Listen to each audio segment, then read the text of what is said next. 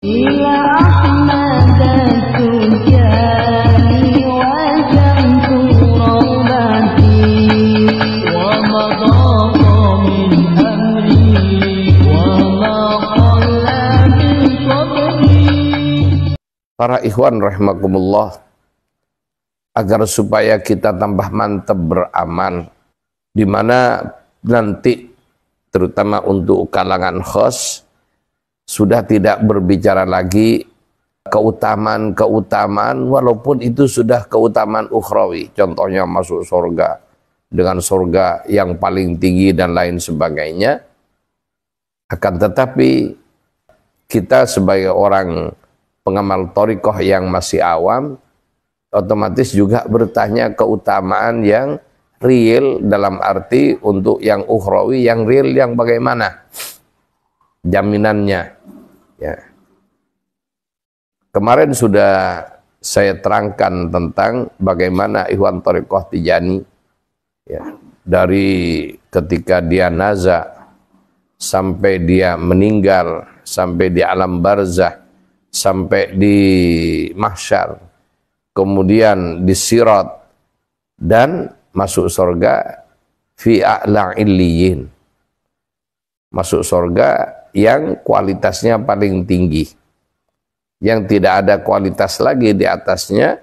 Karena Pak, surga tersebut dikhususkan oleh Allah untuk Rasulullah sallallahu alaihi wasallam dan para sahabatnya. Dan alhamdulillah ikhwan Tijani walaupun tidak tergolong sahabat yang mendampingi Nabi masih hidup, oleh Rasulullah sallallahu alaihi wasallam diakui ya, diakui bahwa sahabat-sahabat Sayyidi Syekh oleh Rasulullah sebagai sahabatnya. Kemudian murid-murid Sayyidi Syekh dan para pengikut Sayyidi Syekh langsung diakui secara khusus oleh Rasulullah, dan di akhirat nanti akan berkumpul bersama Rasulullah sallallahu alaihi wasallam. Para ikhwan dan para pemirsa rahimakumullah, jadi begitu dahsyatnya karomah Sayyidi Syekh radhiyallahu anhu. Di antara karomah-karomah tersebut, wa annahum la yahduruna ahwalal mauqifi, sesungguhnya ikhwan Tijani tidak hadir ahwalal mauqif, huru hara masyar. Ini yang kemarin sudah saya jelaskan, dan di masyarakat dulu sempat bikin heboh. Jadi ada yang nuduh, bahkan di Malaysia ya, Sayyidi Syekh dituduh ingkar dengan apa yang telah menjadi ketetapan Allah dalam proses manusia ketika di mahsyar. Dengan dalil hadis Nabi, orang itu tidak bergeser kakinya dari mahsyar kecuali sudah selesai menghadapi perhitungan amal dan semua proses yang ada di mahsyar. Nah, ini pas ikhwan Tijani dimaknai atau diinterpretasikan tidak masuk mahsyar. Dan ini bukan tidak masuk mahsyar.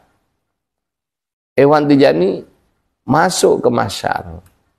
Yang tidak dialami oleh ikhwan Tijani adalah bukan mahsyarnya, akan tetapi ahwalnya, huru haranya.